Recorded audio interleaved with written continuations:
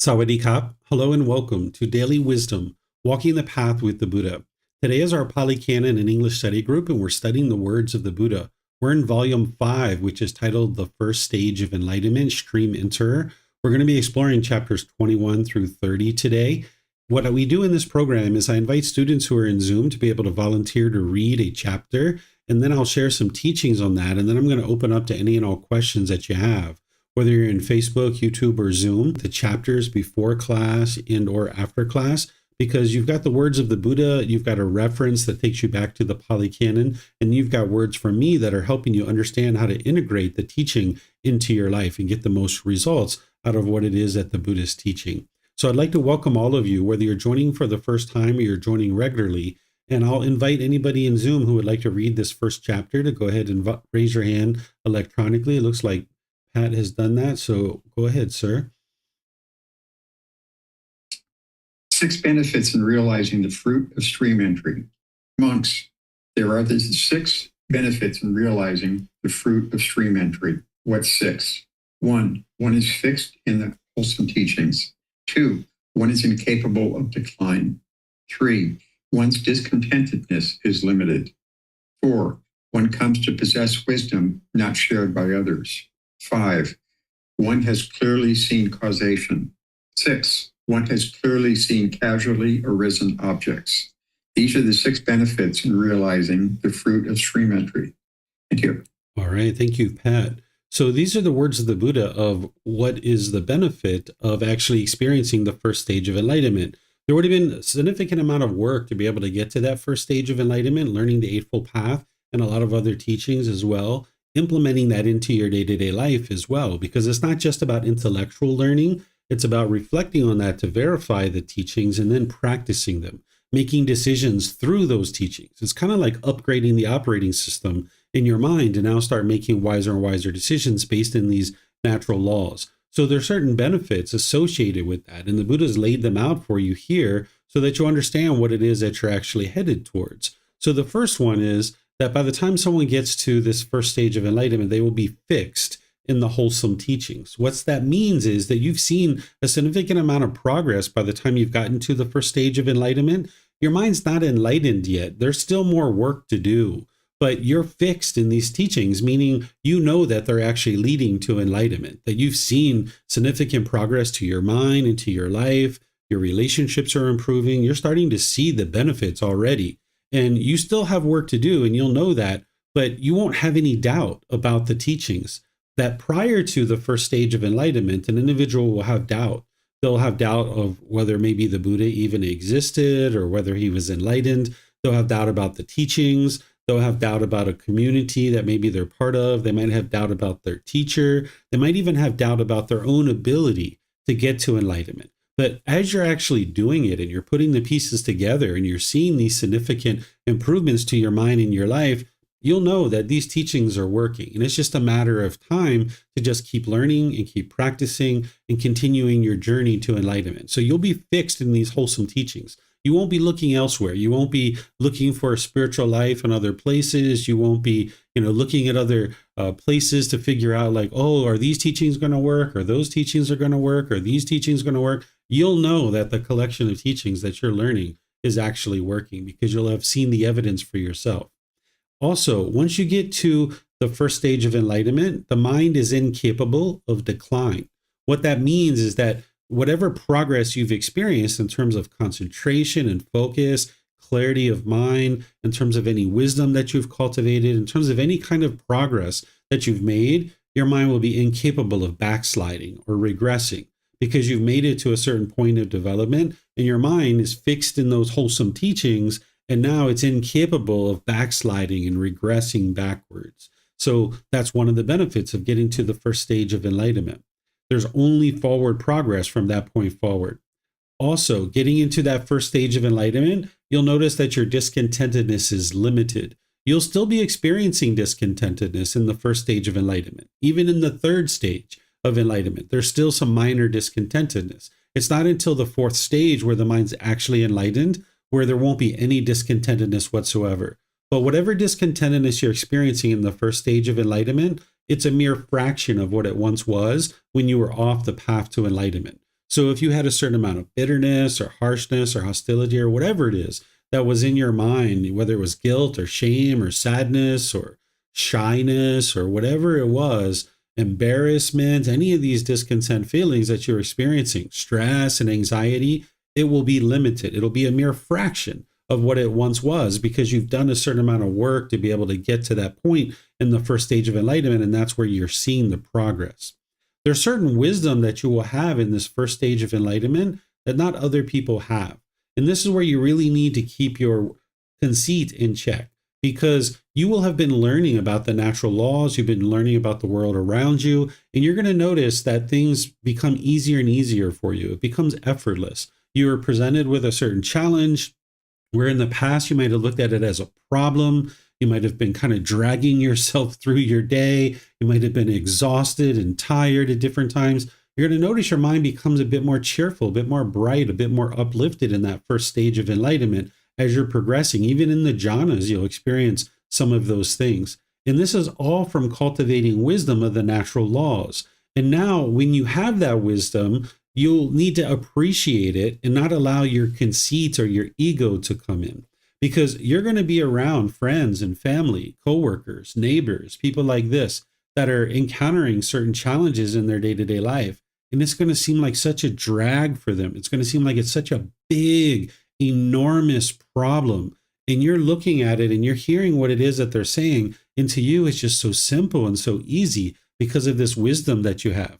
And again, this is where you need to keep your ego in check and any conceit, because you might feel like you want to jump in there and tell them exactly how to solve that particular issue, or that would be unwise because you're giving unsolicited guidance. So there's going to be certain wisdom that you have in that first stage of enlightenment that other people don't have.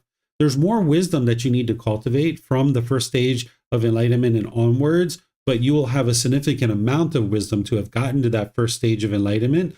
And this is where the ego can come in and you can start being prideful or arrogant or boastful or looking down on others because they lack wisdom and they struggle with even the most minute thing. To you, it looks like so simple. It's just impermanence. That's all it is. But to them, they're just struggling so much. So there's going to be certain wisdom that you'll have that other people don't have. By the time you've gotten to the first stage of enlightenment, you will have clearly seen causation. What this means is that you will have clearly seen the natural law of karma, of cause and effect, or action and result.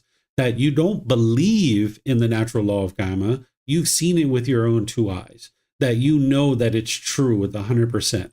That there's no such thing as good luck or bad luck, or destiny or fate. It's not God or some entity called the universe that is controlling what we experience. And it's not other people that are producing the results that we experience. It's our own decisions that are leading to that.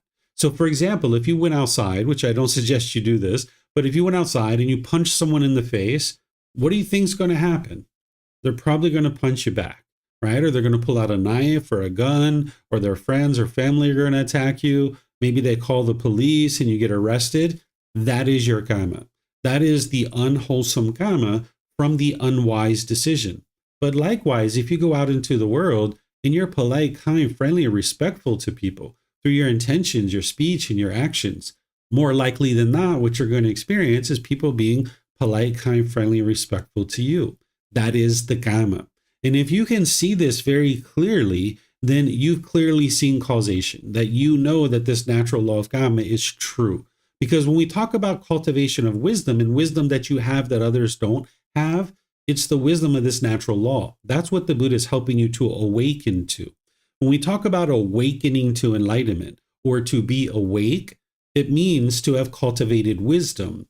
So by cultivating wisdom, you will now be able to navigate the world more peacefully. Because when you're experiencing stress, anxiety, frustration, and all these other feelings, that's because the mind's struggling to live in a world that it doesn't understand.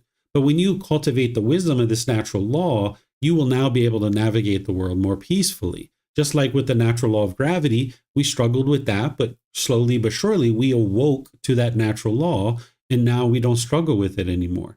But there's other natural laws that are affecting us, whether we're aware of it or not, and you would have clearly seen this causation. You're not fully awake to the natural law of karma by the time you get to the first stage of enlightenment, but you have clearly seen it. Notice that the Buddha doesn't say, you will believe, right? Because there's no belief here. It's that you have seen it with your own eyes. You will have independently verified it. Then the last one here, he says, one has clearly seen causally arisen objects. What this is dependent origination, that you will have independently verified dependent origination by the time you've gotten to the first stage of enlightenment. And because of that, you'll understand what your core purpose is on this path to enlightenment, which is to cultivate wisdom. Because if you remember back to last week's class with dependent origination, there's ignorance, which leads to volitional formations, which then leads to the consciousness, which then leads to the physical body and taking up the physical body of name and form, which then leads to the six sense spaces, which is then going to experience contact through those six sense spaces. You will then experience feelings. The mind is then going to experience craving and clinging. Then there's going to be an existence. Then there's going to be birth, aging, sorrow, grief, pain, displeasure, and despair. This is how this whole mass of discontentedness comes to be. So while the Four Noble Truths gives you a little window into the mind and it penetrates right into it, and it says, hey, craving, desire, attachment is what's causing discontentedness. That's like the answer. If you've ever turned in a math paper when you were going to school and you wrote down the answer is 45, and you turn that in and your teacher was like, show me the work. Well, the 45 is the Four Noble Truths. Like, here's the answer. It's craving, desire, attachment that's causing these discontent feelings. But then when you go look at the work and you look at what's all the detail, that's dependent origination. And that's where when you trace back from discontentedness all the way back through dependent origination, you see what the root cause is ignorance or the unknowing of true reality. And that's your ultimate goal on this path, is to cultivate wisdom, eliminate cravings, which is then going to work to eliminate your anger. And this is what dependent origination can help you to understand. And you can see these individual objects that are leading to continuous birth and continuous discontentedness. But if you can see what leads to continuous birth and continuous discontentedness, and you track that down and you independently verify it, then you also know what leads to complete peace and complete joy, and what leads to the elimination of continuous birth, which is the cultivation of wisdom, the elimination of craving and clinging. That's what's going to completely purify the mind and get to the point where it's experiencing complete peace and joy, and there's no longer any discontentedness, that there's no longer any rebirth in the cycle of rebirth. So these are the 6 benefits that the Buddha is sharing with you about the first stage of enlightenment. And one of the things that I've shared in a previous class is I talked about how by getting to the first stage of enlightenment, it's like being at base camp of Mount Everest. You're not going to stumble into base camp at Mount Everest. You would have put some concerted effort, some conscious work into evaluating equipment, doing some test hikes, finding a really good tour guide that can help you. All different kinds of things would have went into you getting to base camp in Mount Everest. People don't just stumble into that, right? And you're not enlightened yet. You're not at the summit of the Mount Everest, but you've got everything you need at that point to be able to get to the summit. So that's what the Buddha is talking about here, is that you've essentially got everything you need. You're still going to need help. You're still going to need guidance. There's still wisdom that you need to cultivate, because there's still the unknowing of true reality in the mind, because it's not fully enlightened yet. But yet you're ready to be able to now move from that first stage of enlightenment and beyond. And that's what the Buddha is helping you to see by sharing these 6 benefits. And that's what he's encapsulating, saying, hey, you've got everything you need at this point. So let me know what questions you guys have here. You can put that into Facebook, YouTube, or Zoom, or you can raise your hand in Zoom and ask any questions that you like.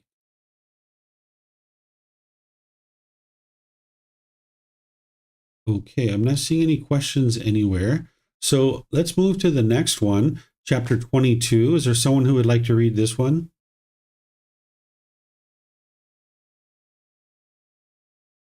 Okay, Vibhav, go ahead, sir. A stream entered is worth more than being a wheel-turning monarch. Monks, although a wheel-turning monarch, having exercised supreme sovereign rulership over the 4 continents, with the breakup of the body after death, is reborn in a good destination, in a heavenly world, in the company of heavenly beings of the heavenly realm. And there in the Nandana Grove, accompanied by an entourage of heavenly nymphs. He enjoys himself supplied and endowed with the 5 quarters of heavenly essential pleasure. Still, as he does not possess 4 things, he is not freed from hell, the animal realm, and the realm of afflicted spirits, not freed from the plane of misery, bad destinations, the netherworld. Although, monks, a noble disciple maintains himself by lumps of alms food and wears rag robes, still, as he possesses 4 things, he is freed from hell, the animal realm, and the realm of afflicted spirits, freed from the plane of misery, the bad destinations, the netherworld. What are the 4? Here, monks. The noble disciple possesses confirmed confidence in the Buddha thus. The Tathagata is an Arahant, perfectly enlightened, accomplished in the true wisdom and conduct, fortunate, knower of the worlds, unsurpassed leader of the persons to be tamed, teacher of heavenly beings and humans, the enlightened one, the fortunate one. He possesses confirmed confidence in the teachings thus. The teachings are well expounded by the perfectly enlightened one, directly visible, immediate, inviting one to come and see, applicable, to be personally experienced by the wise. 3. He possesses confirmed confidence in the community thus. The community of the perfectly enlightened one's disciple is practicing the wholesome way, practicing the straight way, practicing the true way, practicing the proper way. That is, the 4 pair of persons, the 8 types of individuals. This community of the perfectly enlightened one's disciples is worthy of gifts, worthy of hospitality, worthy of offerings, worthy of respectful salutation, the unsurpassed field of merit for the world. He possesses the virtues, moral conduct near to the noble ones, unbroken, untorn, unblemished, unblotched, liberating, raised with the wise, not misunderstood, and leading to concentration.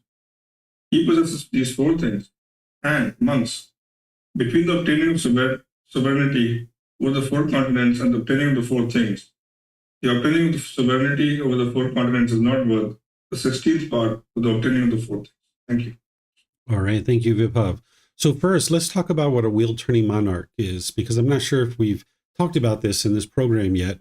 What a wheel-turning monarch is an individual who's in a leadership role, who's guiding and kind of like leading a group of people.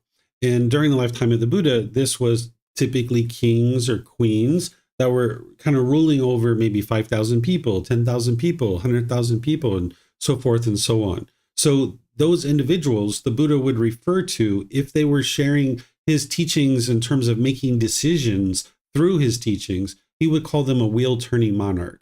The reason why they called a wheel-turning monarch is because the Dhamma wheel that goes around in a circle with the 8 spokes, this is said to be on the head of a Buddha. And when a Buddha awakens to enlightenment, they reach up with their right hand and they turn that Dhamma wheel counterclockwise. It's not actually on the head. It's not a physical thing. It's a figurative thing. And for a Buddha to turn that wheel counterclockwise, meaning that a Buddha actually exists in the world, it means that humanity has entered into a new era, that we now have the teachings that are strong and bright, and they're going to be shining in the world because a Buddha can bring the teachings in the world into the world in such a way that they can really be shining and countless people can get to enlightenment. So a Buddha is said to turn that Dhamma wheel because it's helping to humanity to step forward into this new era. Well, an individual who's in a leadership role, who is during the lifetime of a Buddha, they were in the king or a queen. If they're making decisions through the teachings of the Buddha, it's helping to move humanity forward, right? Because like as a king, if somebody was stealing and you made wise decisions to be able to teach this person who's in your population and your kingdom to help them to understand how stealing is unwise. Or if somebody was lying and you were doing things to maybe help them to be able to understand that lying is unwise. This is helping to turn the wheel and help humanity to step forward into this new era. So a wheel-turning monarch is helpful to the world. Today, we might think about this person not just as a king or a queen, but like someone that is maybe like a president or a prime minister, or even like the boss of a company, right? If somebody was leading a 10 or 20 or 100 or 5,000 people in a company and they were making decisions through the teachings of the Buddha, then people would be able to see those decisions and they would learn from that. The population of people that they're leading would learn from that. So having a wheel-turning monarch, a leader who is guiding this group of people with the teachings of the Buddha, is very helpful to the world. But the Buddha is saying that that type of person isn't nearly as helpful as someone who's gotten to this first stage of enlightenment.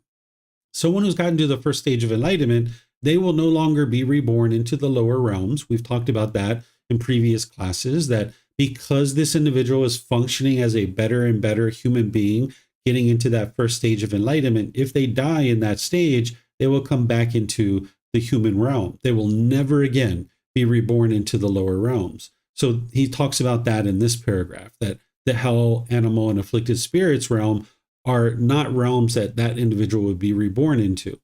They have various qualities to have gotten into this first stage of enlightenment. These are 4 of them that you're going to see repeated over and over and over in the teachings of the Buddha. That they have confirmed confidence in the Buddha, confirmed confidence in the teachings, confirmed confidence in the community, and they're practicing a certain amount of moral conduct. So having confirmed confidence in the Buddha is that, again, when someone's gotten to the first stage of enlightenment, they will have seen a significant amount of progress to the condition of their mind in their life. So they will have confidence in this individual because they will know, oh my goodness, this person lived 2,500 years ago.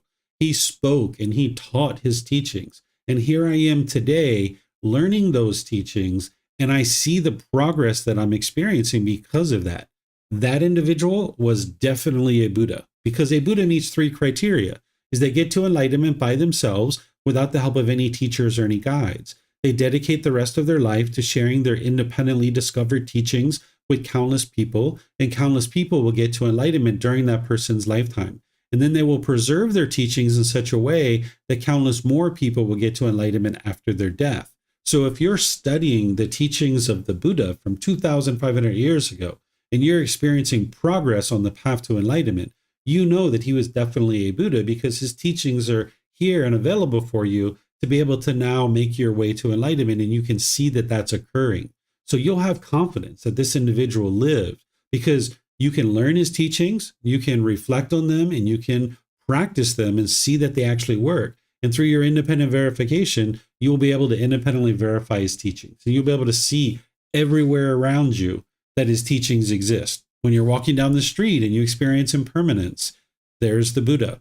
You're walking through your neighborhood and a dog starts barking at you because you're walking in front of their house. This is the dog's mind being discontent because it's craving permanence. It doesn't want anybody to be in front of its house. It's craving that permanence to have nobody in front of its house. And now it's going to be bitter and harsh and hostile because its craving is getting triggered. This ill will is coming out towards you. So as you walk around the world, you're in an airport and you see somebody's flight is delayed and they get angry and frustrated. You can see, they're craving. So that means their craving didn't get fulfilled. So now their anger is arising. You'll be able to see his teachings everywhere. So you'll know that this individual 100% existed and he's a Buddha. Then you'll have confirmed confidence in the teachings because you'll have learned them deeply enough to be able to see that they're working, and you'll have confidence in those teachings. You'll have confidence in the community that you're part of, because in order to get to enlightenment, you're going to need a teacher, but you also need to be part of a community where you can learn from other members of the community. You're going to maybe learn formally from your teacher, but you'll see how other people interact among the community in terms of maybe their politeness, kindness, friendliness, and respect, the way they're practicing right speech, maybe the way that they're practicing generosity or compassion or sympathetic joy, and all these other qualities of mind that you're going to be practicing and needing to practice. You'll see other people practicing and it's like, I see now. I see what they're doing. I'd like to incorporate some of that into my life. So those other people might not even know that you're learning from them. But this is one of the ways that you actually will progress to enlightenment, is by being around other people who are on the path. And today you can do that physically, but you can also do that online. There's an online ability to do that. In fact, we're getting ready to launch in a few weeks a student online forum where you can interact with other students in our community. So having the ability to interact with other members of your community is going to help you to actually get to enlightenment. And you'll have confidence in that community. because you'll be able to see that they're practicing the true way, the proper way, the wholesome way. And you'll be able to identify with that and be able to now incorporate that more and more into your life. Then lastly, these virtues that are dear to the noble ones, that's the moral conduct. That by the time you've gotten to this first stage of enlightenment, you're practicing right speech, right action, and right livelihood to the first level of detail from the Eightfold Path. And this is going to lead to your concentration. Oftentimes people are doing a lot of meditation, just trying to train their mind through meditation. Meditation is important, but you actually wouldn't be able to get to concentration and focus and peace and joy and all these other qualities of mind without practicing the moral conduct, because the moral conduct is what's knocking down the pollutions of the mind. By eliminating the pollutions of the mind, that's what's actually helping you to get that improved quality of mind. So oftentimes people emphasize meditation because they think the Buddha sat under a tree, he meditated and instantly got to enlightenment. You need meditation and you wouldn't be able to get to enlightenment without it. But you also need this moral conduct because, for example, if someone's stealing, there's a certain amount of craving, there's a certain amount of ill will or anger, and there's a certain amount of ignorance, right? So if somebody's eliminated their stealing and taking from others, then they've eliminated a certain amount of craving, anger, and ignorance. Or lying, it takes a certain amount of craving, anger, and ignorance to be able to lie. And if you've actually stopped lying and you only speak the truth, now you've reduced a certain amount of craving, anger, and ignorance in your mind. And that's what's leading to the concentration. So whenever you're studying moral conduct from the Buddha, it's important that you don't look at it as rules and commandments, and you also don't look at it as black and white.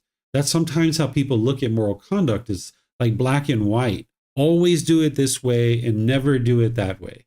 That's not what's going to lead to your enlightenment, because there's a whole gray area that you need to be able to navigate. So you need to be able to not look at this as rules and commandments, but instead see the craving, anger, and ignorance as part of each teaching that the Buddha is sharing with you, to be able to help you see that he's helping you to knock that down and eliminate it. And that's what's actually leading to improvement to your mind and your life as you're making more and more decisions through the wholesome qualities of the mind, no longer conducting any kind of unwise moral conduct.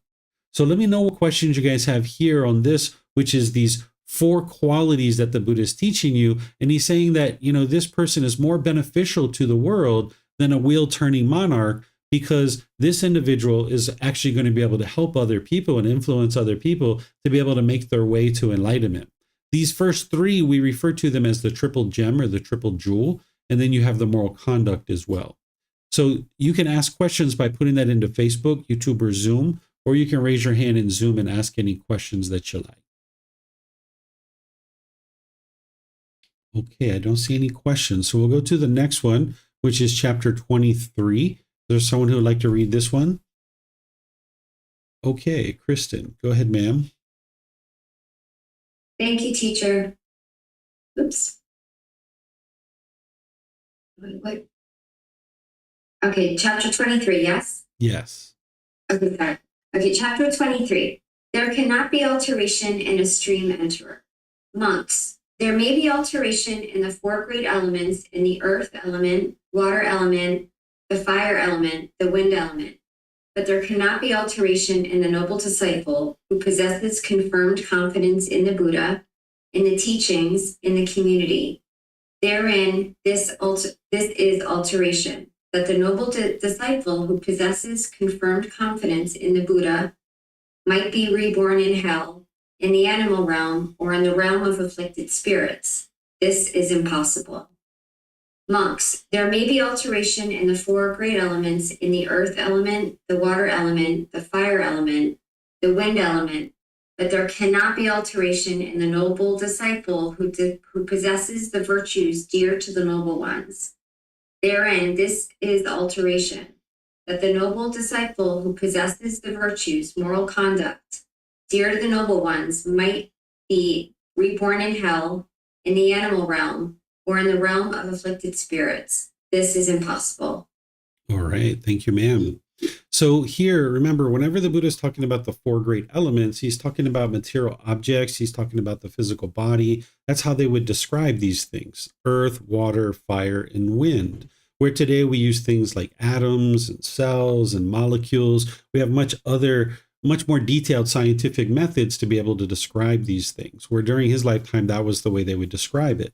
So what the Buddha is saying is, hey, you might see alteration to this physical body. You might see alteration to material objects, but you're not going to see alteration to the mind of someone who's gotten to the first stage of enlightenment. It's impossible. So he's taking that benefit that he was talking about previously, that there's no regression, there's no decline, and he's really flushing it out here and saying it's impossible for this individual to experience decline or regression. So let me know if you guys have questions here. This is just a more detailed teaching of something we've already been talking about. Okay, I don't see any questions. So now let's go to the next one. This is chapter 24. This is going to be the first discourse of multiple discourses of helping you to understand how to get to accomplishment in view, because this is beyond establishing right view. Looks like Pat. Go ahead, sir. 6 cases of incompatibility by one accomplished in view. First discourse. Monks, there are these 6 causes of incompatibility. What's 6? One accomplished in view is incapable of considering any conditioned phenomenon, thing, as permanent, incapable of considering any conditioned phenomenon as pleasurable, incapable of considering any phenomenon as a self, incapable of doing a grave act that brings immediate results, incapable of resorting to the belief that purity, enlightenment, comes about through superstitious and auspicious acts, incapable of seeking a person worthy of offerings outside here. These are the 6 causes or cases of incompatibility. Thank you. All right. Thank you, Pat. So here, like I mentioned, we're going to have 4 different discourses where the Buddha goes through 6 things that are actually an individual is incapable of, right? So these aren't the only 6, but this is one collection of 6, right? So by the time you've gotten to accomplishment in view, you will be incapable of these things. So when you first get on the path to enlightenment, you will start to work on establishing right view. That's understanding the Four Noble Truths, penetrating into that, and being able to see through your own independent verification that it's your own mind that's causing these discontent feelings, that it's craving, desire, attachment. This is what we call establishing right view, that you can see clearly right view that it's your own mind that's causing these feelings. Wrong view would be to blame your feelings on other people. As you've done that and you've developed that and you start practicing that more and more, looking inward, being reflective and introspective about what it is that you're experiencing in terms of the feelings that you're having on a day-to-day basis, then eventually you would like to start working on developing accomplishment in view, which is beyond establishing right view. So these are things, right? So this first one and these first 3, really, we could say these are the universal truths. For anybody who's established right view, they would have intellectually learned the 3 universal truths of impermanence, discontentedness, and the universal truth of non-self. So you might have learned that intellectually as you were establishing right view, but by the time you get to accomplishment in view, you would be incapable of considering anything as permanent, that you would know all these conditioned objects are constantly changing. They arise, change, and fade away. You would be incapable of chasing after pleasurable things, thinking that this object is going to produce some kind of pleasure. By the time that you get to the first stage of enlightenment, you still have central desire. So you still have craving in your mind, and you're working on eliminating that. But you at least understand intellectually that continuing to chase is really unwise. And by the time you get to this first stage of enlightenment and accomplishment in view, you will have plenty of enjoyment where you will enjoy the things around you, but you won't consider these external things to be what is going to produce your pleasure. You will already know that that enjoyment comes internally, that you're not looking for it externally. But because of the mind's central desire, it will still do it. But intellectually, you will know. So here, when the Buddha says that you will be incapable of considering a conditioned phenomenon as pleasurable, that doesn't mean that you won't be experiencing enjoyment.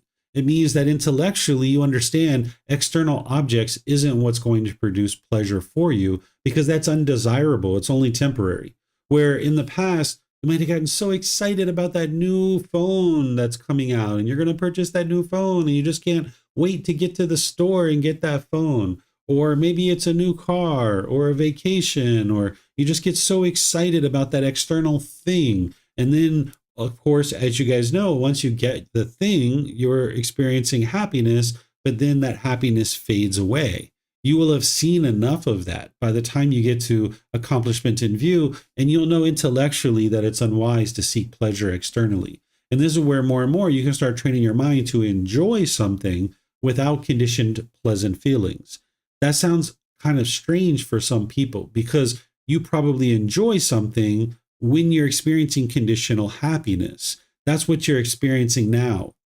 But what you can train the mind to be able to do is get to the point where you can enjoy something while not experiencing conditional pleasant feelings. And you can enjoy this thing, and you can enjoy that thing, and you can enjoy this thing, and you can enjoy that thing, and you can enjoy that thing. You can enjoy everything, right? Where in the unenlightened state, you can only enjoy when you get things your way. That's the only time you can enjoy something, right? When it's going your way. And now that's a very small amount of time because not everything's going to go your way. So this is what the Buddha is explaining here, is that you have already seen and understood and be incapable of considering that something external is going to provide you some kind of pleasure. That's not the pleasure that you're interested in by the time you've gotten to accomplishment in view. And then you'd be incapable of considering any particular phenomenon or object or thing as the self, because you would have understood the universal truth of non-self, and you would have eliminated personal existence view, that you will have realized non-self, to know that this body is not you, this mind is not you, the choices and decisions that you make, that's not you either. You will have already seen that very clearly, and you won't be able to identify anything as being a self. So these are the three universal truths that is part of establishing right view you would have intellectually understood, but now by the time you get to accomplishment in view, you'd be incapable of considering anything to be permanent, to be something that to seek pleasure in, or something that would be considered to be a self. And that's something that the mind needs to work on. Then the fourth one here is that you'd be incapable of doing a grave act that brings immediate results. We're going to actually study this here in a moment, that there's 5 acts that someone accomplished in view would be incapable of doing, that it's going to actually bring immediate results, meaning immediate unwholesome karma. Sometimes people refer to these as the 5 heinous crimes. I don't refer to it that way, but I use it because I think it's funny, right? The 5 heinous crimes, right? But these are actually grave acts that'll bring immediate results. Things like killing your mother and father, killing an enlightened being, and things like this. So I'll show you those when we get to that discourse here in a moment. Then the 5th one here is incapable of resorting to the belief that purity or enlightenment comes about through superstitious or auspicious acts, because you would have eliminated wrong observances already. That you will understand through dependent origination that the ultimate goal in order to get to enlightenment is to cultivate wisdom.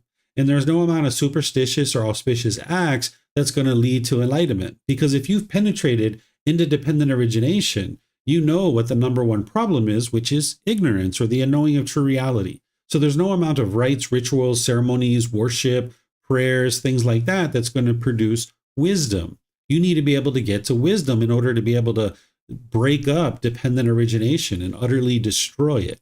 So you would be incapable of resorting to the belief that somehow you're going to get to enlightenment through some type of superstitious or auspicious thing. You'll see people sometimes, saying, oh, you got to buy these beads, or you've got to do this ceremony and pay us this money. Or I've heard people say that you've got to, there's got to be a portal that opens up in the world in order for human beings to walk through this portal in order to be able to get to enlightenment. This is superstitious and auspicious things. And you will have already been able to understand that that's not true by the time you've gotten to accomplishment in view. And then the last one here in this particular discourse is incapable of seeking a person worthy of offerings outside of here. What the Buddha is saying is outside of his community, because you might think that during the lifetime of a Buddha, that the Buddha would be the only one teaching, but that's not the case. During the lifetime of a Buddha, there's going to be other people that are teaching too, and claiming that it's their teachings that actually lead to enlightenment, where the Buddha knows that it's his teachings that lead to enlightenment. But by the time you've gotten to accomplishment in view, you will have seen significant progress to the condition of your mind and your life, and you will know that it's these teachings that are leading to enlightenment. And you would be incapable of making an offering to somebody outside of that community, because you know those people that are hanging themselves upside down from trees, that are laying on beds of nails, that are piercing their body with metal implements, that are starving themselves, that are doing all this foo-foo, fluffy stuff that doesn't lead to the cultivation of wisdom. You know that that stuff's not leading to enlightenment. So if you're practicing discernment, where you're interested in helping people get to enlightenment through the cultivation of merit and accumulating merit, you would be interested, if you're going to make offerings, to do it among a community that you know are practicing the true teachings. So that's why he's saying this here, that this isn't a rule. This isn't something that he's trying to convince you to do.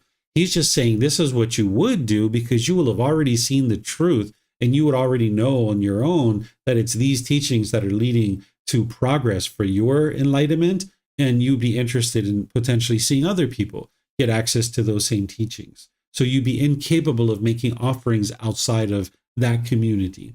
So let me know what questions you guys have here on these 6, and then we'll study the other ones as well. Okay, no questions here. So we'll go to the next one. Is there someone who would like to read this next one? This is the next 6. This is chapter 25. Okay, it looks like Kristen. Go ahead, ma'am. Thank you, teacher. 6 cases of incapability by one accomplished in view. Second discourse. Monks, there are these 6 cases of incapability. What 6?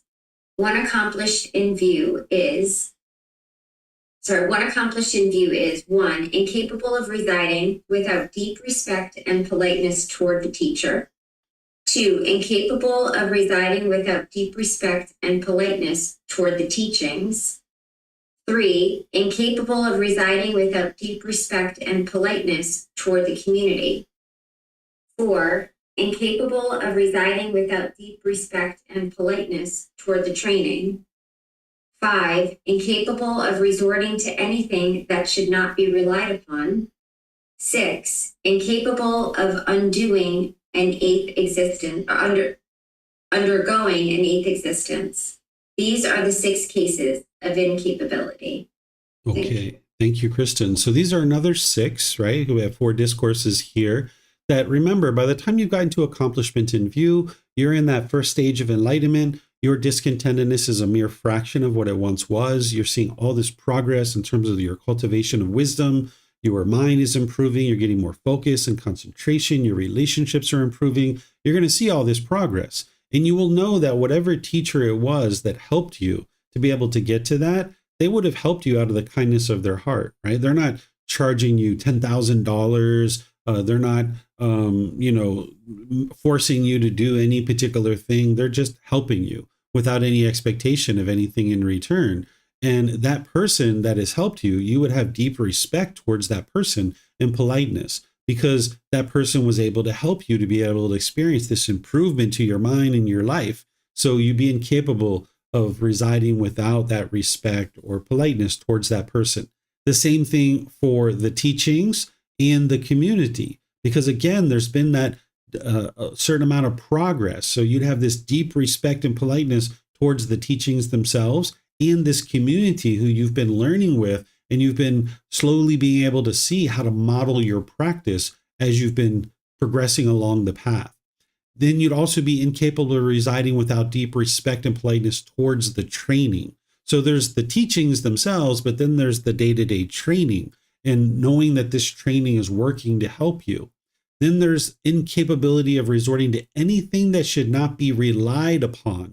What that means is that by the time you've gotten to accomplishment in view, you've learned, investigated, and examined teachings, you've reflected to independently verify them, and you've actually been practicing them too. And you see how this process has led to the cultivation of wisdom and has led to the improvement to the condition of the mind in your life.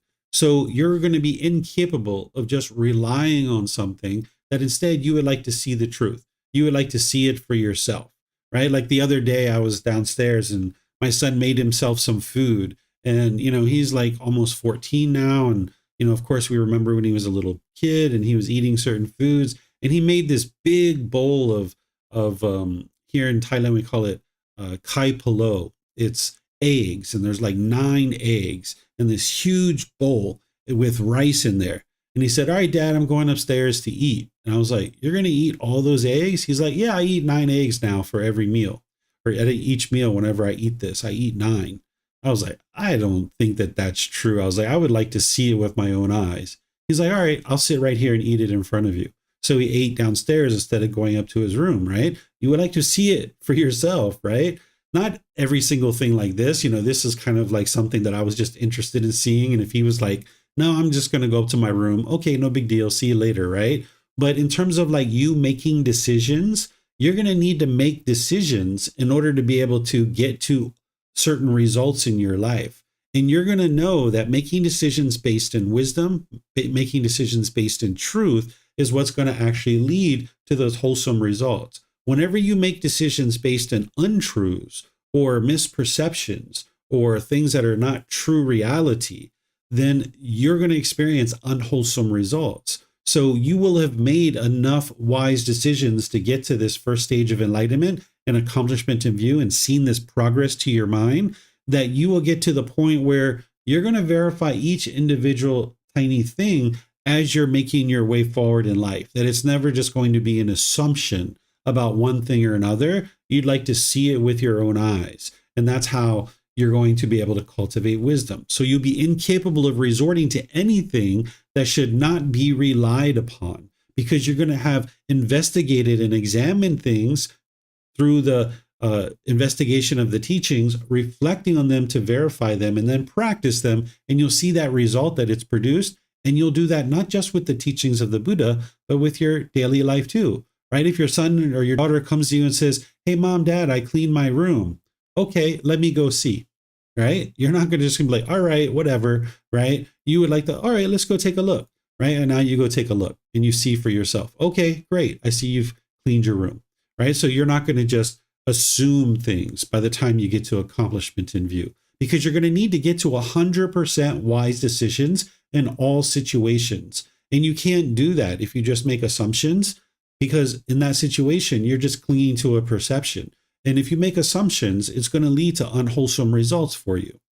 Then the last one here in this particular discourse is that you'd be incapable of undergoing an 8th existence, because by the time you get to that first stage of enlightenment, that there's not going to be an 8th existence. It's a maximum of 7 more existences before you actually will get to enlightenment. It doesn't have to be 7, but there's a maximum of 7, that you're incapable of having that 8th existence.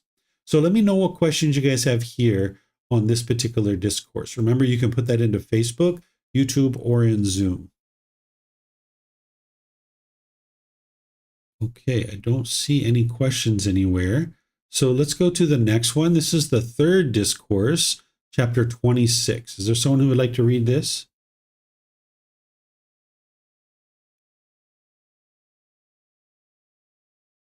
Okay, Ihang, go ahead, ma'am. Thank you, Teacher David. 6 cases of incapability by one accomplished in view, 3rd discourse. Monks, there are these 6 cases of incapability. What 6? 1 accomplished in view is 1 incapable of depriving his mother of life. 2 incapable of depriving his father of life. 3 incapable of depriving an arahant of life. 4 incapable of shedding the Tathagata's blood with a mind of hatred. 5 incapable of creating a division in the community. 6 incapable of acknowledging another teacher. These are the 6 cases of incapability. Thank you. All right. Thank you, Ihang. So as I've shared with you guys before, it's so important that we don't look at the teachings of the Buddha in isolation. you've got to see the totality of the teachings. And here you can see that if you just read that first discourse, you might think like, these are the only 6 cases of incapability of one accomplished in view. But now you can see the Buddha's fleshing it out more and more with additional discourses. So these first 5 are the ones that we were referring to before about you be incapable of performing a grave act that would bring immediate results. These first 5 are considered the 5 heinous crimes. That's what some people refer to them as, right? Because it produces immediate results. Like, for example, if you killed your mother and father, those are 2 people who are typically in your corner no matter what happens in life. No matter what you do, those 2 people are there to support you and help you through life. Typically, not always, but typically, right? Well, if you killed one of them, that's going to bring immediate unwholesome karma, because now you've just eliminated a person that is in your corner looking for your success and vying for your success, right? So you'd be incapable of depriving your mother or father of life, because by getting to that first stage of enlightenment, you would have understood by being in this human existence, this is the very best place for you to be able to make your way to enlightenment. And you would be very thankful and appreciative and have gratitude towards your mother and father for having allowed you to be able to have this life. Now, of course, you're not going to agree with everything your mother and father has done in their life or the decisions that they've made, but you can at least have appreciation and gratitude for the fact that they were able to give you life, bring you up, and help you to be able to get on your own 2 feet, where now you're an adult and you can start making decisions on your own. So you'd be incapable of depriving these 2 important people of life, meaning you'd be incapable of killing them or murdering them. The same thing is true about an arahant. An arahant is an enlightened being, and you would understand how important it is to have enlightened beings in the world, because they're actually going to be able to help other people to get to enlightenment. One of the best ways to preserve the teachings of the Buddha is for people to get to enlightenment. You wouldn't be able to just read a book and actually get to enlightenment. So you're going to need a real live teacher, someone who is familiar with enlightenment and how to actually get to it. So if somebody was accomplished in view, they would be incapable of killing an enlightened being, because they understand how important that person is to the rest of the world and to themselves. Because remember, they've experienced a certain amount of progress in their mind and in their life, that they would like to experience more of that progress. And having an enlightened being around is really important and helpful. So they would be incapable of killing an enlightened being. Same thing with a Tathagata. A Tathagata is a Buddha. If you live during the lifetime of a Buddha, this individual would be able to really help you in ways that other people wouldn't be able to, even above and beyond what an average enlightened being would be able to help you. So you would understand, having accomplishment in view, how important an actual Buddha is to the world. And this type of individual is very rare in the world. The last one that the world's currently aware of existed over 2,500 years ago. So you would be incapable of shedding a Buddha's blood with a mind of hatred, because you would understand how important this person is. And if you're living during the lifetime of a Buddha, that's the very best thing that could ever happen for you. And you would be incapable of creating division in the community, because you would understand how important that community is to your own growth and your own development. So you would be incapable of creating division amongst a community. So these are the 5 heinous crimes, or the 5 acts that bring grave immediate results. And then there's this 6th one here, which is you'd be incapable of acknowledging another teacher.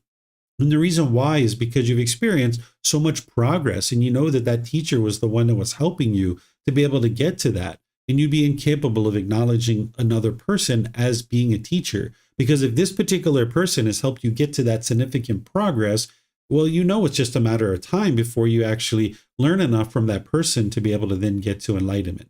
So you'd be incapable of acknowledging another teacher, because this person has already helped you so much and you've seen so much progress to your mind. So let me know what questions you guys have here on this particular discourse.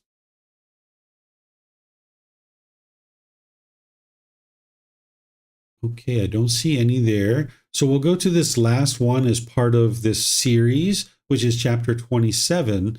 This is the last of this 4 discourse series that is helping you to understand accomplishment in view. It looks like Pat would like to read that one. Go ahead, sir. 6 cases of incapability by one accomplished in view. Fourth discourse.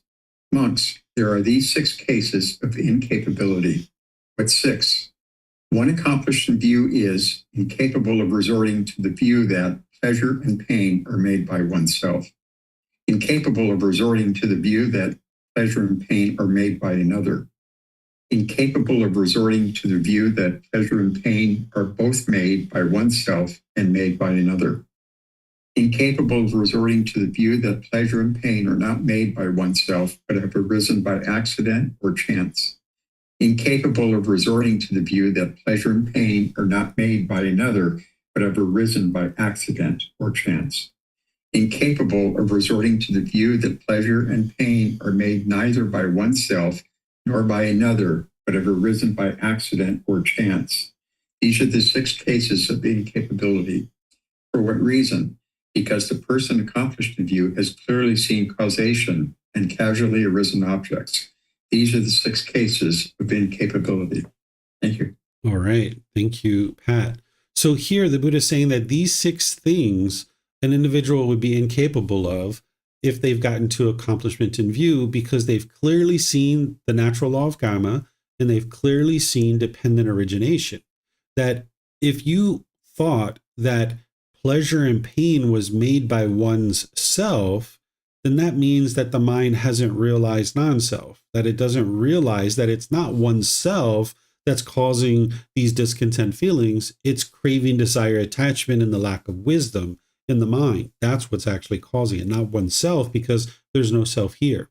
You would be incapable of resorting to the view that pleasure and pain are made by another, meaning another person, because you know it's coming from the mind itself, right? Or pleasure and pain are made both by oneself and made by another. You know that that's not true, that you know that you would be incapable of resorting to the view that pleasure and pain are not made by oneself, but have arisen by accident or chance, right? That meaning there is no cause. There is no, cause and effect here. It's just by accident, by chance, it's just random thing that the mind is just randomly experiencing frustration or agitation or stress or something like that. Or incapable of resorting to the view that pleasure and pain are not made by another, but have arisen by accident or chance. Same thing, right? Incapable of resorting to the view that pleasure and pain are made neither by oneself nor by another, but have arisen by chance, right? So these would be things that you would be incapable of resorting to these views because you would have independently verified that the natural law of karma, of cause and effect, and you would have seen dependent origination, and you would have independently verified that. And you know that it's craving, desire, attachment leading back to ignorance that is actually causing all of this. And that's why you'd be incapable of resorting to any of these views. So let me know what questions you guys have here, if any at all. Okay, I don't see any questions. So let's go to chapter 28. This is now moving into the next part of the book. This is the Eightfold Path. And you guys know when we get to the chapter of the Eightfold Path, what I usually do is just open up to see, are there any questions you have on the Eightfold Path? Because this is going to come up multiple times through our book series, but it takes me 2.5 hours to teach this entire teaching. So I just kind of pause and see if you guys have any questions, because you might be actually working with the Eightfold Path and putting that together and kind of encountering some challenges. So let me know if you guys have any questions on the Eightfold Path and understanding it intellectually, or how to reflect on it to verify it, or how to practice it.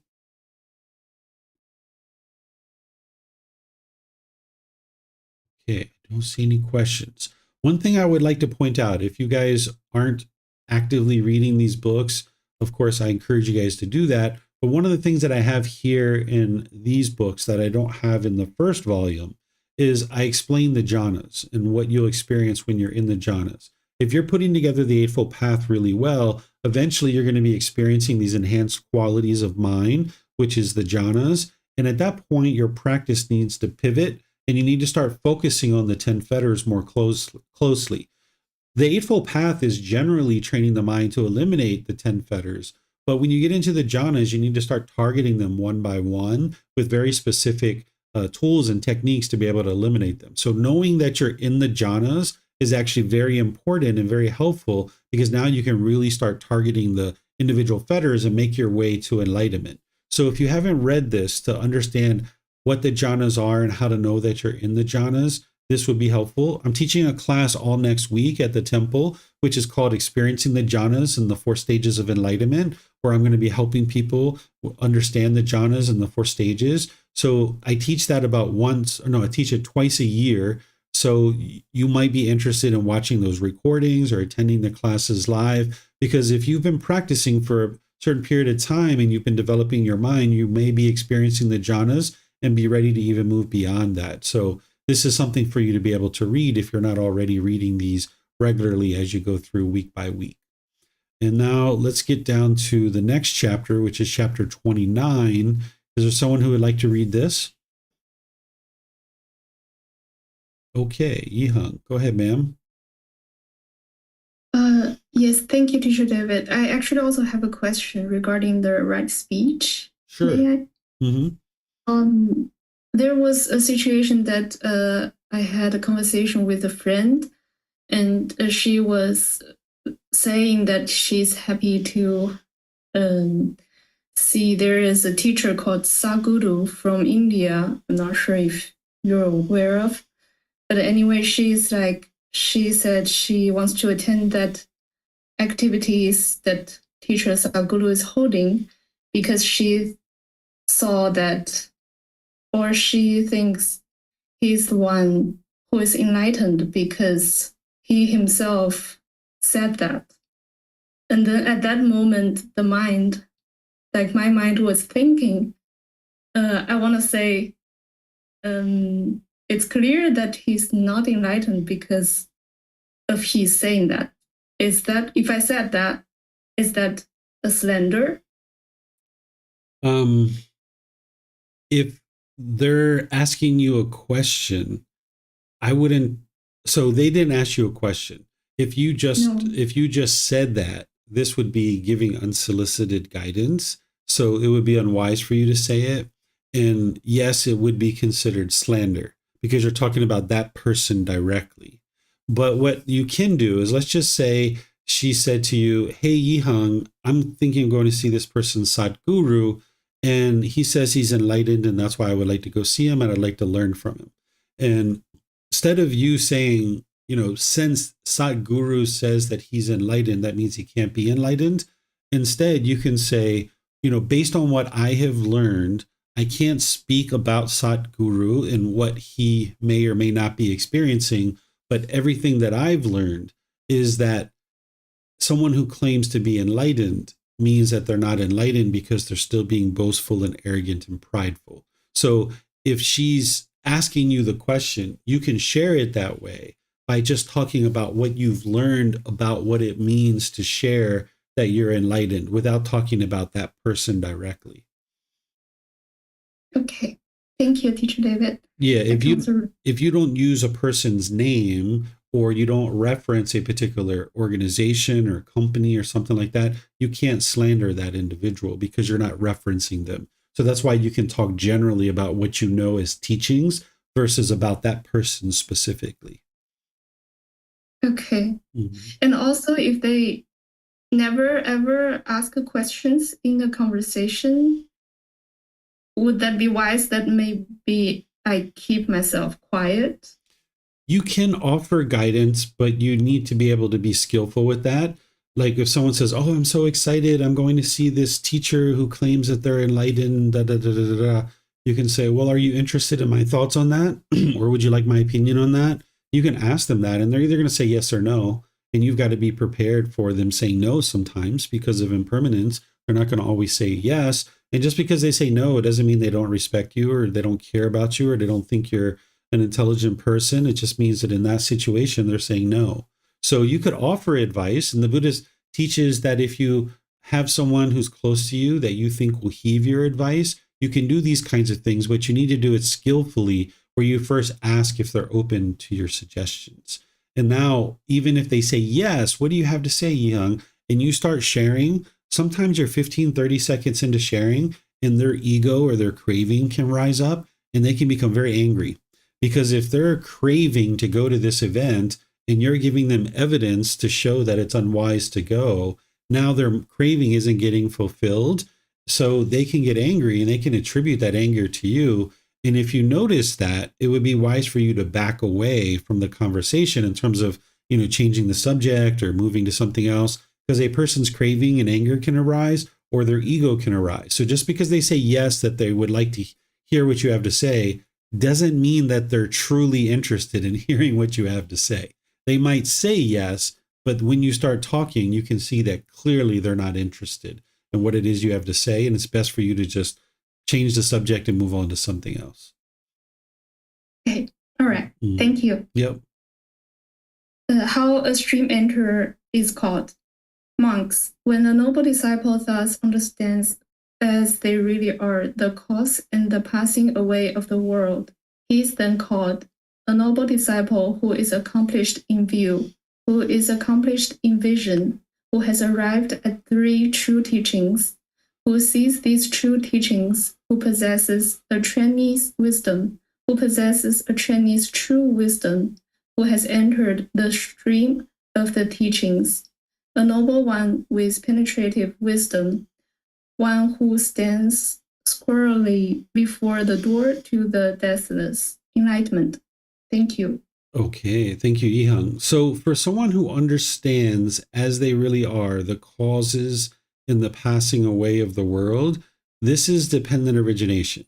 That's the cause in the passing away of the world. How do beings come into the world and how do they pass away out of the world? How is this cycle of rebirth really, truly happening? It's dependent origination. So a noble disciple is someone who's studying closely and someone who understands dependent origination. Then they're called a noble disciple. They're a stream enterer.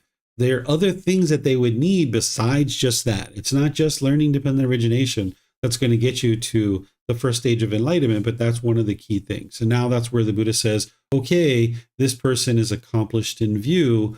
They're standing squarely before the door to the deathless, right? This is essentially what I shared about you've made your way to base camp of Mount Everest, right? You're standing at the base of the mountain, ready to get to the summit, right? So you're standing at the door. You haven't entered into the door, but you're ready, right? And that's what the Buddha is explaining, that by the time you've penetrated into dependent origination, all these other teachings that you've been collecting up, they will be really gelling in your mind at that point. And you will have really worked to be able to cultivate that wisdom to independently verify dependent origination. So right now, even though we studied it last week, don't put the expectation on yourself that you should already know it today, right? It's going to take you time to be able to cultivate the understanding of dependent origination and get to the point where you're, aha, I got it. I understand what this is communicating to me, and I've been able to independently verify this. So if you need time for that, then take your time. There's no rush. You're on your own journey. So let me know what questions you guys have here on this chapter. Okay, I don't see any questions here. So let's go to our last chapter today, which is chapter 30. Is there someone who would like to read this one?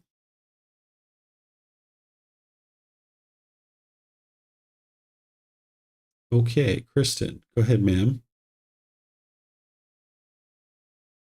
Thank you, teacher. The 10 fetters. Monks, there are these 10 fetters. What 10? The 5 lower fetters and the 5 higher fetters. And what are the 5 lower fetters? 1. Personal existence view. 2. Doubt. 3. Wrong behavior and observances. 4. Sensual desire. And 5. Ill will. These are the 5 lower fetters. And what are the 5 higher fetters? 6. Desire for form. 7. Desire for formless. 8. Conceit. 9. Restlessness. And 10. Ignorance. These are the 5 higher fetters. These monks are the 10 fetters. Okay. Thank you, ma'am. So you guys have probably heard me talk about the fetters plenty of times, but I'll just kind of, for some people who maybe haven't heard me speak about these before, I'll kind of review some of the basic stuff, and then we'll go into talking about them. So the 10 fetters are the 10 individual pollutions that are in the mind. These are the very deepest level of detail that the Buddha gives you on the pollutions of the mind. And you need to uproot these and eliminate them out of the mind in order to be able to get to enlightenment. All of his teachings, in one way or another, are guiding you to uproot these individual pollutions out of the mind. He refers to them as fetters because during his lifetime, if you were somebody that they were trying to keep confined to a certain area, like a prisoner, they would attach a fetter around your ankle, which was a shackle and a chain and a ball, and then they would just keep you out in a field. And now you would be confined to that area. Where today we put those types of individuals in jail cells or prison cells, where during the lifetime of the Buddha, they attached a fetter to your ankle, which is a shackle and a chain and a ball. So when the Buddha discovers these 10 pollutions, he calls them fetters because it's keeping the mind trapped in this unenlightened state, continuing to experience anger and sadness and frustration over and over and over again. But just like a prisoner, if you release that shackle off of their ankle, they're now free, they're liberated. The same thing is true about your mind. When you eliminate these fetters out of the mind is now free. Because when you're experiencing anger and sadness and stress and frustration and embarrassment and disappointment and all these other feelings, your mind is not free. It's bound up, and it's bound up with these fetters. So what you're doing on the path to enlightenment, whether it's the Eightfold Path, whether it's the 5 precepts, whether it's the meditation training, any other aspect of his teachings, it's all helping you to eliminate these 10 fetters in one way or another. And you might not know what that is exactly 100% as you're first getting started, but just understand that that's what it is, that this is the engine underneath of what's driving all of your discontentedness. And it's the ignorance or the unknowing of true reality, the lack of wisdom of these, that keeps the mind stuck in that continuous state. So as you cultivate wisdom about what these are and you work to eliminate them, that's where more and more of the peace and joy comes in. That's where the concentration and focus is coming in, because you're uprooting these pollutions out of the mind. So I teach each one of these in various courses and retreats that I share. I actually spend an hour to an hour and a half on each individual one of these fetters at different times. So we can talk about any of these that you guys would like, that you need more help on or to understand. But to go through each one of them in detail, like I mentioned, I usually spend about an hour to an hour and a half where I explain what it is, I explain the symptoms of it, I explain how to eliminate it, and how to know that you've actually eliminated it, because that's an important piece to it as well. The way that you might think about this is you might think about it as a personal growth plan, right? It's not something for you to wave around and prove to everybody else that you've eliminated these fetters. It's more of like plotting your steps of how you're going to move forward on the path to enlightenment, because initially you're just working on getting the Eightfold Path well underway, which includes meditation and your moral conduct and all those other things. But as you get into those jhanas, you start pivoting and you start focusing on these 10 fetters individually. And you would need to eliminate one before you eliminate the other. Doesn't mean you can't work on the others. Like even right now, this conceit, which is a higher fetter, it's the 8th fetter. You could be working on that right now, because that's the arrogance and the pride, the measuring and comparing, putting yourself above people and below people. Wherever you see your mind's doing that, you'd like to cut that off and let it go. You'd like to be able to sleep on the floor on a very low position, right? Put a mattress on the floor. That's going to help you to eliminate that conceit. And there's other things like that you can do to proactively eliminate conceit, but also to eliminate it in the moment too. So you can be working on that now. There's no harm in you doing that. But for example, you wouldn't be able to eliminate your conceit without having first eliminated personal existence view. So the Buddha puts these in an order for a reason, because you need to work on them in this order, because one needs to be eliminated before the other. So in order to eliminate sensual desire and ill will, for example, you would need to first eliminate wrong behavior and observances. That's something that you would need to eliminate. You wouldn't be able to just eliminate your sensual desire and ill will and still have this wrong behavior. It doesn't work that way. So this is like a personal growth plan, kind of a way for you to plot your steps forward. Once you've got your arms around the Eightfold Path and you're practicing that closely, now you start focusing on these more closely, even though you've been working on all of them through the Eightfold Path, generally training your mind, kind of having a wide brush, a wide paintbrush. Now, when you're in the jhanas, you start going in and almost with a scalpel or a very small, fine paintbrush, and now you're looking to get rid of each one of these individually. So if you have questions on any of them individually, let me know and I will help you to understand what they are. So it looks like Vibhav has a question. Go ahead, sir. Thank you, Teacher David.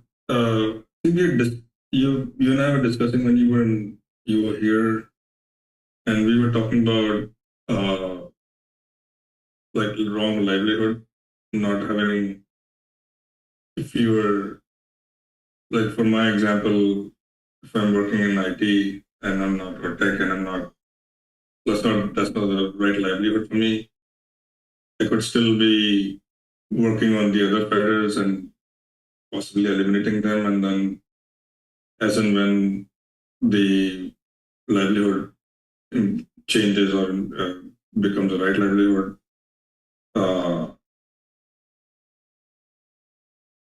basically there may be a possibility of going just from saying the first stage of enlightenment, or I guess not even the first stage of enlightenment, I guess from getting in from maybe the jhanas to other stages of enlightenment, because I maybe have or I've already have eliminated some of the other fetters. Do you remember that conversation? Yes. And so I was wondering that when you just said that these fetters are in order and you have to eliminate one before you fully eliminate the other. And I was wondering how those two things kind of link. So if one has not purified their livelihood, that means they can not even get into the first stage of enlightenment, the first fold. Right. Then that means they would not be able to even eliminate the other fetters, right? They would be able to work on reducing them, but not eliminating them. That's what I explained to you. That's the part you're missing, is that I shared that, okay, if someone's in the fourth jhana, but they're still practicing a wrong livelihood, meaning they're pursuing gain with gain, they could still be working on reducing sensual desire and ill will, and even the higher fetters. They can be working on reducing those, but they wouldn't be completely eliminated until you've actually eliminated your wrong behavior. Because the whole thing that's keeping the mind in that pursuing gain with gain is its wrong behavior and its sensual desire. That's what's doing it, and potentially even conceit as well. And of course, there's always ignorance. So you can't completely eliminate sensual desire and ill will without having first eliminated wrong behavior. Does that make sense for you? Yes. Okay. So that's the piece you're missing, is that I mentioned that you can reduce, but I didn't say you can eliminate these other fetters while still being in a wrong livelihood. It's not possible. Do you remember also saying that you could also just go from like the fourth jhana to this, maybe the second stage of enlightenment? Yeah, that's possible. So if somebody was in the fourth jhana and the only thing that was keeping them there was that they're pursuing gain with gain, right? Now, when they eliminate that and they're no longer pursuing gain with gain and they move to a right livelihood where they are now have purified to the first fold of purification, they could essentially be going from the fourth jhana right into the second stage of enlightenment. Okay. So I guess just to recap what you're saying, so they would have eliminated. So in the fourth jhana, if they're not following their right livelihood, Mm-hmm. they would have not eliminated sensual desire. No. They would have eliminated wrong behavior and observances because they don't have a fully purified moral conduct. Right. And would have eliminated sensual desire as well. They wouldn't have eliminated sensual desire by then. But the second stage of enlightenment, you're not eliminating sensual desire. It's just been reduced.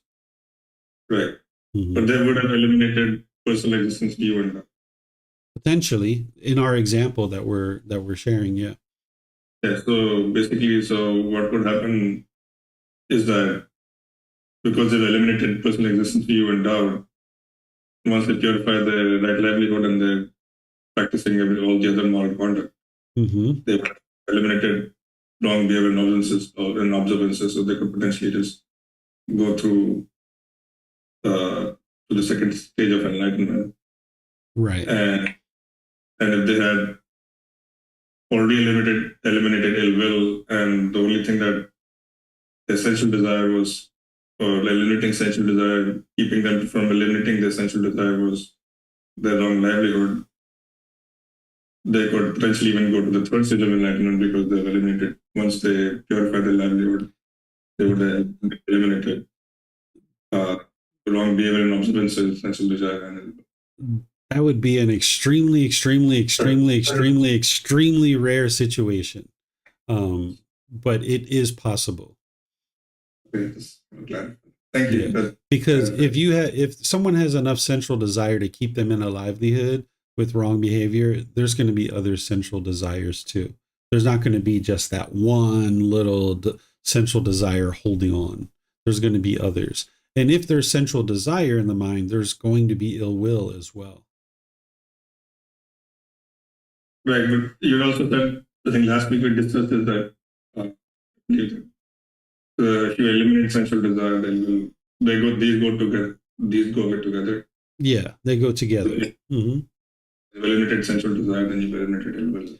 But you can still have some lingering ill will in your mind, even though the central desire, the mind's no longer longing, yearning. There can still be, this ill will. These are two separate fetters. Right. Mm-hmm. Okay.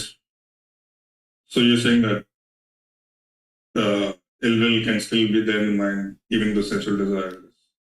Yeah, it's residual. It's just a residual bit. I mean, it's not like, fierce hostility. It's not like you're plotting and planning to light someone's house on fire or anything like that, right? It's just like very, very minimal stuff.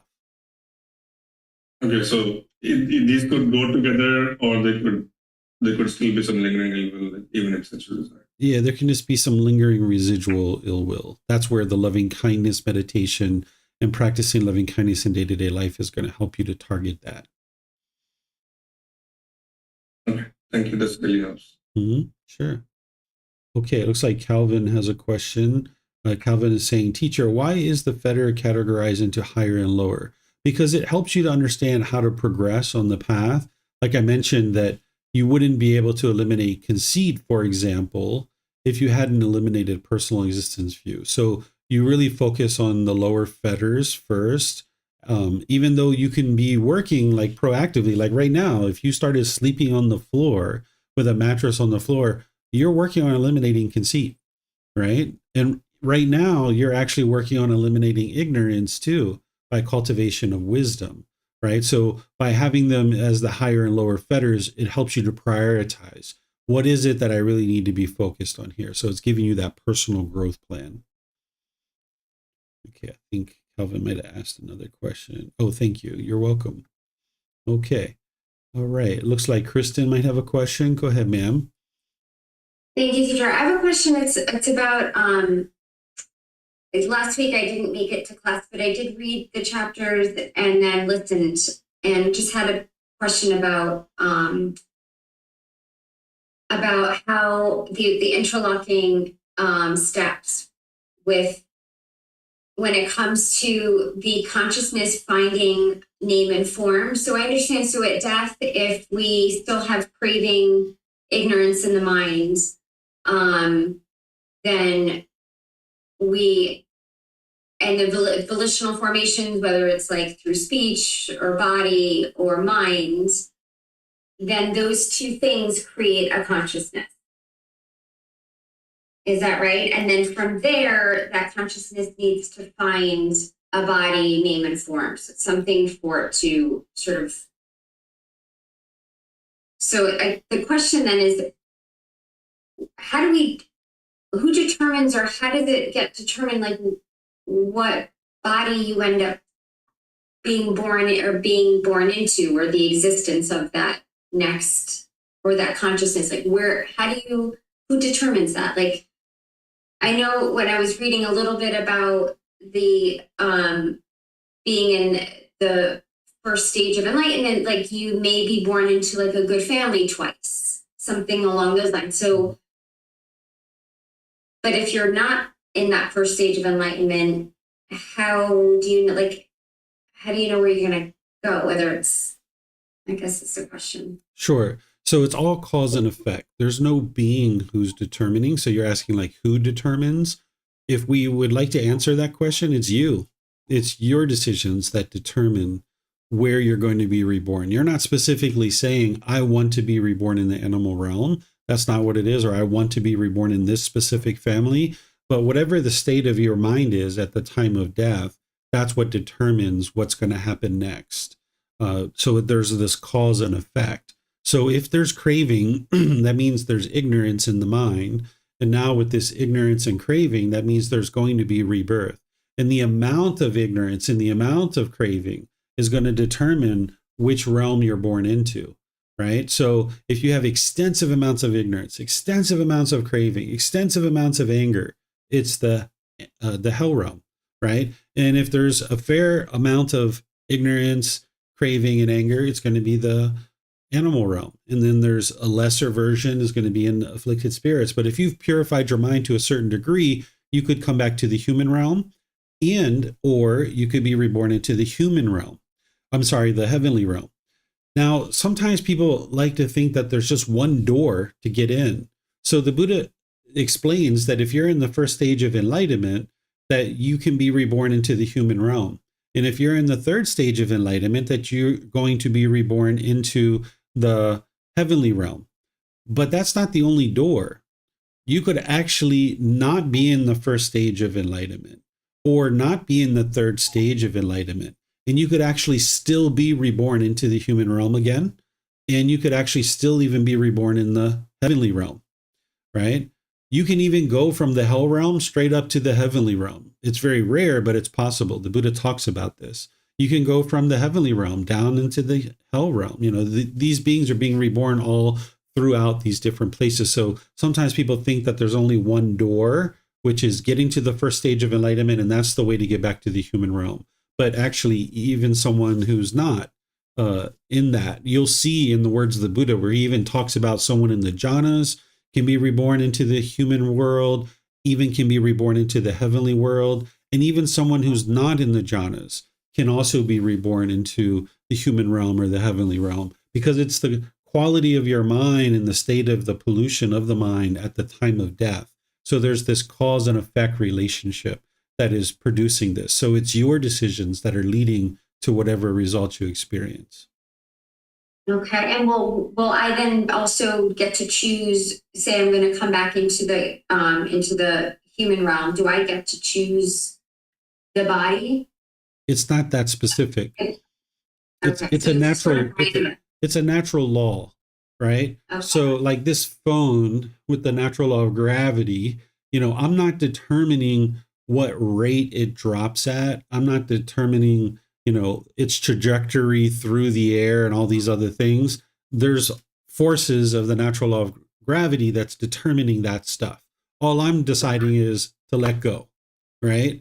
And now there's a natural law that governs that. So it's the same thing, is that you're deciding to either purify your mind or not.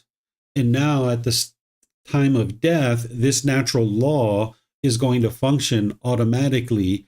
And now based on the quality of your mind, there's going to be a certain effect or certain result. And you're not choosing the specific family or anything like that.